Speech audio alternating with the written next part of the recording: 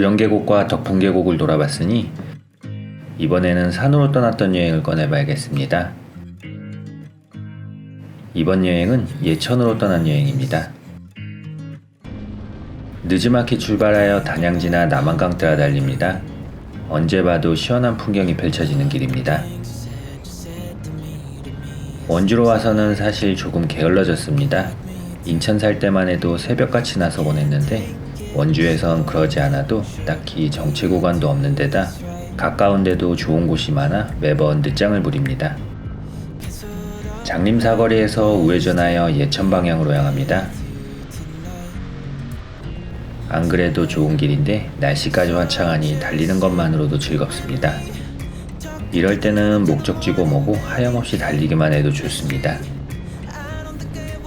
여기서 예천을 가려면 927호 지방도를 따라가면 되겠지만 오늘은 살짝 옆으로 빠져봅니다. 황정리를 가로지르는 이 길은 올산천을 끼고 있는데 달리며 보는 풍경이 꽤 마음에 듭니다. 길에는 꽃도 있고 산도 있고 계곡도 있습니다. 없는 거라곤 차뿐입니다.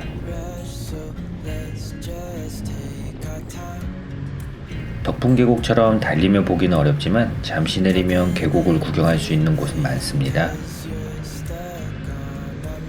월악산의 길들은 아름다운 곳들이 많아 산둘레만 한 바퀴 돌아도 꼬박 하루가 걸릴 것 같습니다. 울산리 마을을 지나 남쪽으로 향하면 작년 단풍여행 때 보았던 저수령이 나옵니다. 저수령을 지나면 예천입니다. 길에 아직도 모래가 많아 조심스레 내려갑니다.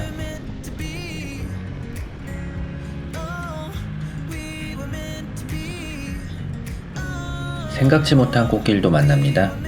올해는 벚꽃 명소는 못 갔지만 이런 소소한 길에서 벚꽃 풍경을 자주 보아 별 불만은 없습니다.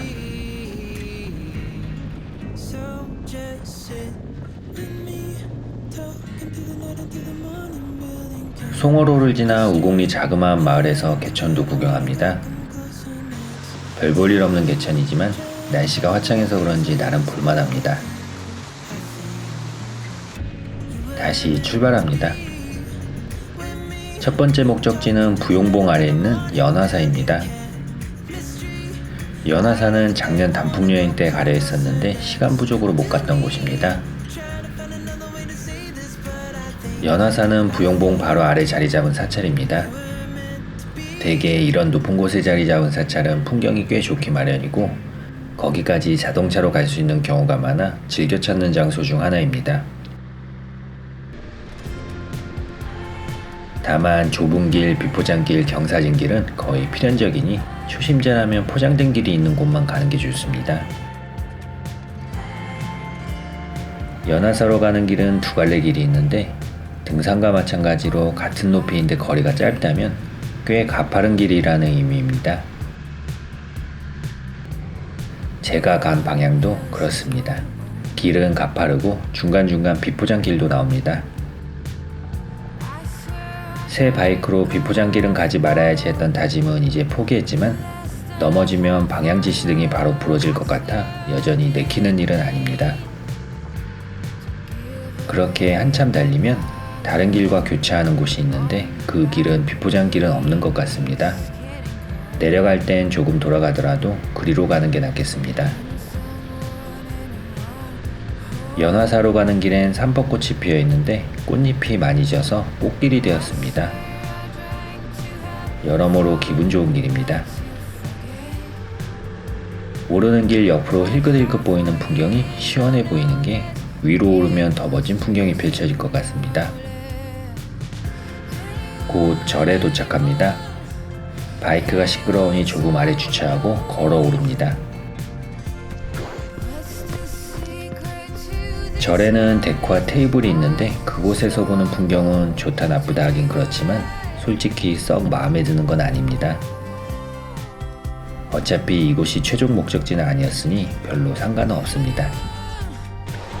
테이블 위로 난 등산로로 향합니다. 지도상으로도 연화산은 부용봉 바로 아래 자리 잡고 있습니다. 가파른 길을 몇 분만 오르면 산불감시 초소가 있고 바로 정상입니다. 초소 쪽은 시야가 트여 있는데 나머지 방향은 나무에 가려 조망이 되질 않습니다. 가지고 온 드론을 띄워봅니다. 산 사이사이에 있는 작은 마을들도 보이고 오름을 구경한 꽃길도 보입니다. 산비탈에 자리 잡은 연화사도 구경합니다. 이렇게 보니 왠지 아슬아슬해 보입니다.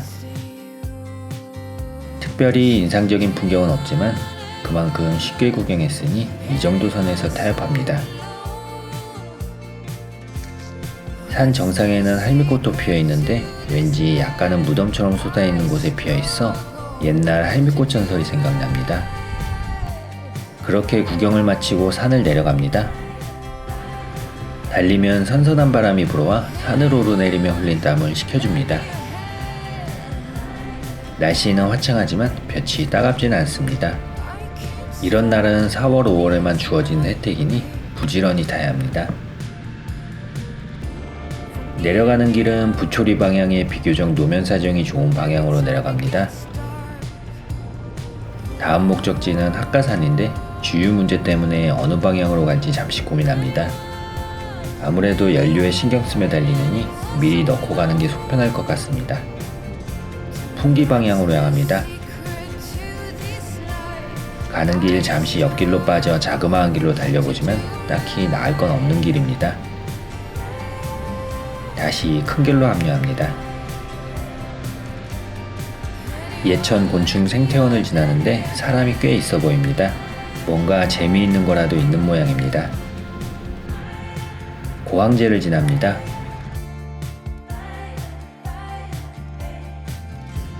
풍기에서 주유 후 학가산으로 향합니다.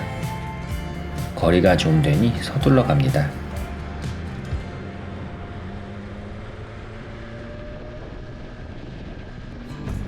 예천과 안동의 경계면에 자리 잡은 학가산은 예전에도 오른 기억이 있습니다. 산길을 이리저리 다니다 저 멀리 보이는 운해에 반해 무작정 정상까지 올라봤었는데 오르고 나니 정작 운해는 없었지만 멋진 풍경을 보았던 기억이 있습니다. 그때는 애련사 밑에 바이크를 세우고 30-40분 걸었지만 오늘은 그만큼 걷기는 어려우니 다른 방향으로 향합니다. 석탑리지나 신전리에 들어서면 마우리길이 있습니다. 그리로 향해 산으로 향하면 이내 학가산길로 들어서게 됩니다. 그 길 따라 쭉 달리면 됩니다. 가는 내내 사과밭이 펼쳐집니다. 예전에 학가산에 올랐을 때 등산객의 사진을 찍어준 대가로 안동 사과를 하나 얻어먹은 기억이 있는데 그때의 사과 맛은 아직도 잊혀지지가 않습니다. 자동차라면 수학철에 한 박스 사가고 싶은데 바이크라 그런 건 아쉽습니다. 계속 오르다 보면 길이 조금 험해지는데 그래도 흙과 돌로 된 길에 비하면 나은 편입니다.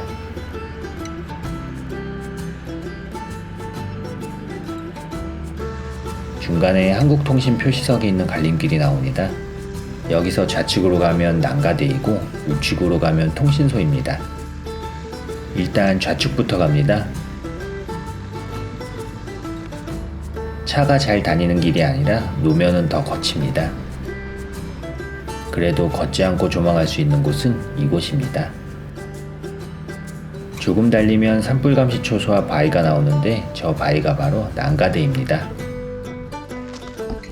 이곳에 오르면 시간 가는 줄 모르는 즐거움이 있어 붙인 이름이랍니다. 난가대에 올라 풍경을 감상합니다. 조금 아쉬운 풍경이긴 합니다만 힘들이지 않고 많은 것을 얻으려 하면 탈이 나게 되어 있습니다.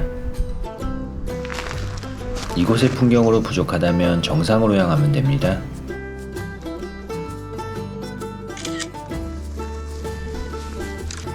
다시 내려가 아까 갈림길로 나와 송신탑 방향으로 향합니다. 경사가 꽤 가파른데 이런 곳에서 시동이 꺼지면 난처한 상황이 생기므로 조심해야 합니다.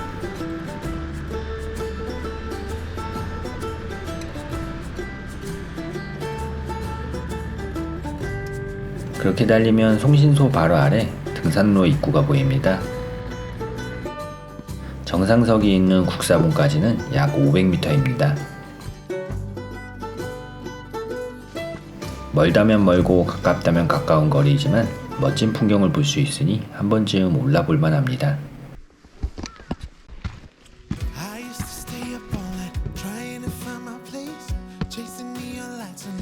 조금 걸어 철계단을 오르면 정상입니다.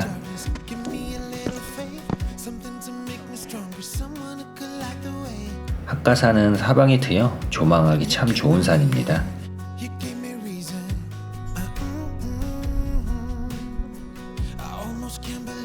저 철탑 방향으로 솟은 바위가 유선봉과 삼모봉인데 아까 보았던 난가대를 비롯하여 합가산의 삼봉 3대를 이름지은 사람이 송암 권호문 선생이라 합니다. 지금 있는 이곳은 국사봉입니다.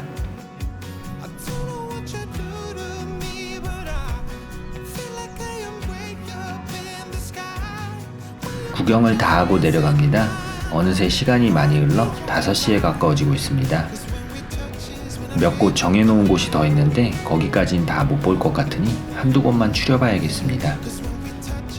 경상북도청이 있는 풍천면을 지납니다.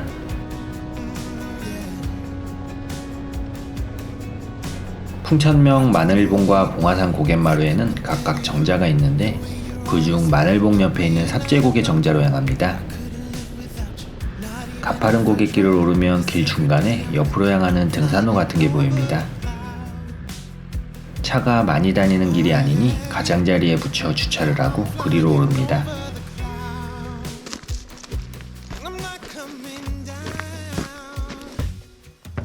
산길을 2-3분 정도 걸어 오르면 정자가 있는데 거기서 보이는 풍경도 나름 괜찮습니다.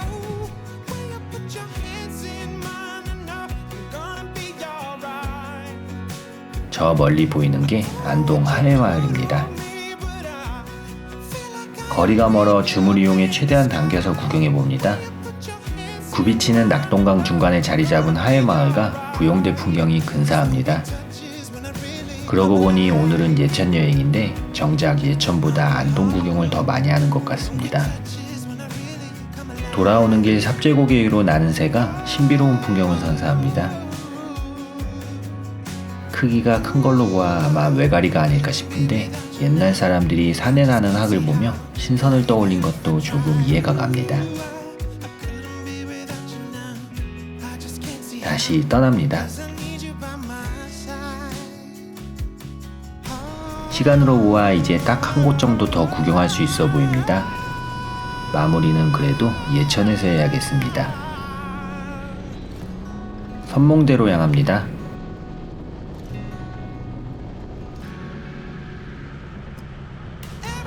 가는 길 석양이 아름답습니다. 운 좋으면 선몽대에서 일몰을 볼 수 있지 않을까 내심 기대하며 발걸음을 재촉합니다.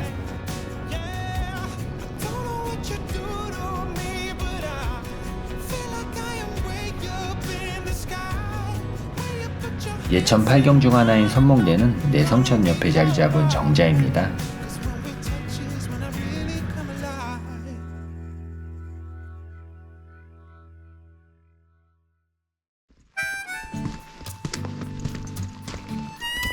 앞으로는 내성천의 희고 고운 모래가 펼쳐지고 뒤로는 멋들어진 솔숲이 들이는 이곳은 성경을 이룰 만큼 경치가 아름다운 정자라 하여 선몽대라 이름 붙여졌습니다.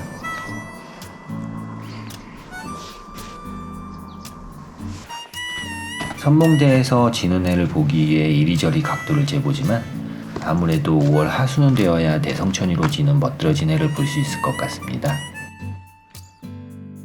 그때 다시 오기도 뭐하니 다른 방법으로 지는 해를 구경합니다.